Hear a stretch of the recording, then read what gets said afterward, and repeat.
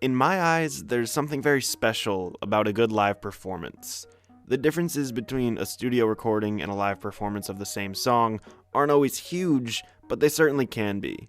An album is often so tight and precise that not every song will get its own interlude, for example. However, concerts can give the musician some leeway.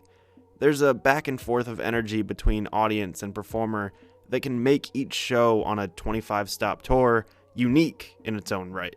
Artists tell stories, play limited-time alternative versions of songs, interact with their audience in a number of ways, whether it be calling out lyrics, asking for songs they'd like to hear on a given night, and more. The point I'm trying to get across is that a live show will actually give the performer a chance to showcase their personality. The music industry can be so muddled and formulaic that you can forget that these artists and musicians are normal people just like the rest of us.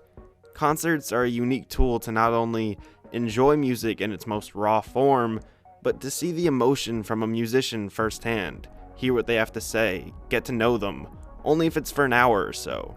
Today I'm going to be talking about one of my favorite YouTube series of all time that, in my opinion, gives a unique and beautiful spin on the ethos of what a concert should represent.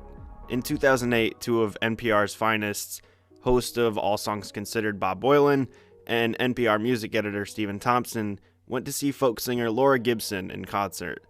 Earlier, when I discussed the joys of what a concert can bring, I didn't mention any faults. On this night, these two men from NPR were incredibly frustrated because they couldn't hear the soft-spoken Laura Gibson perform over the sound of the crowd talking. They managed to talk with Laura after the show. Stephen Thompson joked that she should just play a set at Bob Boilen's desk over at the NPR offices, and a week later, Laura did just that. That day, I'll be another waking shadow cast on the Laura played a few songs to a small number of NPR employees who happened to be around, and the rest was history. Boilen called the performance a Tiny Desk concert, a play on the name Tiny Desk Unit, which was a band he had previously been a part of. Little did they know at the time that this one performance would spark something amazing. Since the first Tiny Desk concert in 2008, NPR has hosted over 600 concerts at the same desk. The series has amassed well over 100 million views and has given the spotlight to artists across a wide spectrum of fame and genre. Musicians of all age, race, style, size, and whatever you could imagine have come to bless the office space over at NPR. There are incredibly quiet, soft-spoken, intimate performances from people like Julian Baker. Wish I could write songs about anything other than death. Keaton Henson. You don't like to be touched, let alone kissed. And Cigarettes After Sex. You laugh and come in bed, just watching cityscapes turn to dust. And then there are loud, boisterous, and downright strange performances from people like Moonhooch.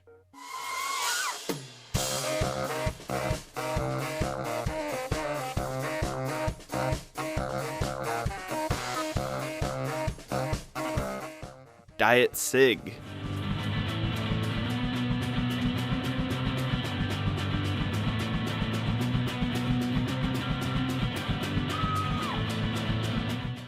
And Fragile Rock. So embittered and intertwined. This morning I woke up to find. There's fun, stripped-down performances from some of the biggest names in music, like Chance the Rapper. And realize what booties could do. We gon' get it poppin', we gon' get it jukin', we gon' throw a party, and we ain't gotta do shit. Adele. End up with you. Should I give up or should I just keep chasing pavements? And one of my favorites ever, Anderson .Paak. If I get too high now, sugar, come on, I might never come down, I might never come. You might not ever come down, nah, I wanna get down, help me out now.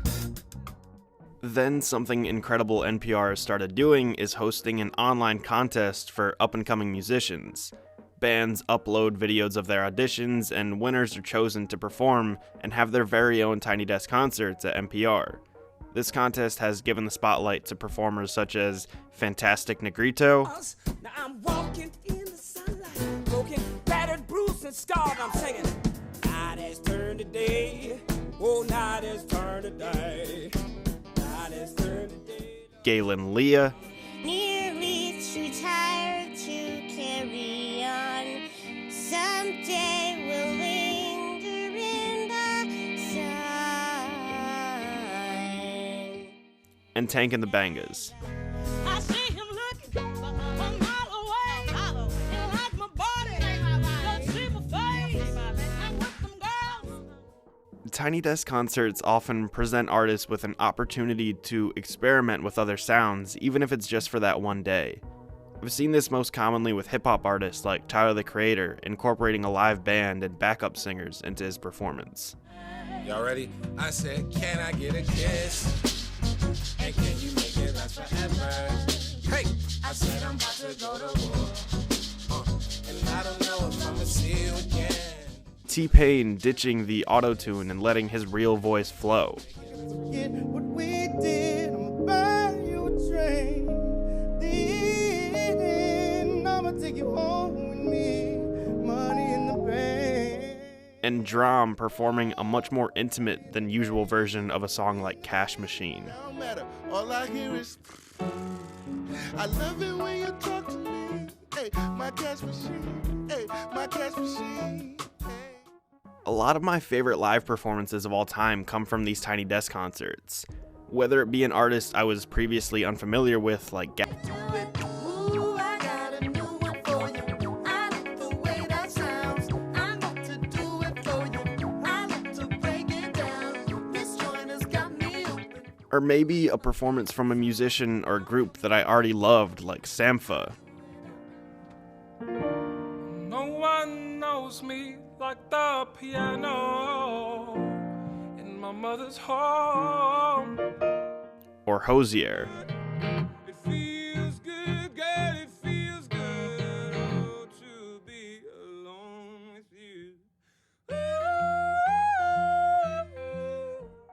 That's one of the best things about this series. I can't tell you how many times it's happened that I've wanted to get into an artist, but just hadn't really gotten around to doing so. Then the next thing you know, I see NPR upload a Tiny Desk concert with them. This happened recently with an indie rock group called Superorganism. I had heard a few songs, watched a few of their videos, but just hadn't quite taken that deep dive into their music yet. Then a Tiny Desk concert gets uploaded, and I immediately fall in love with them. Let me sum up the main points of this video right here. I'm gonna play a snippet from Superorganism's The Prawn Song off their self-titled album from March of 2018.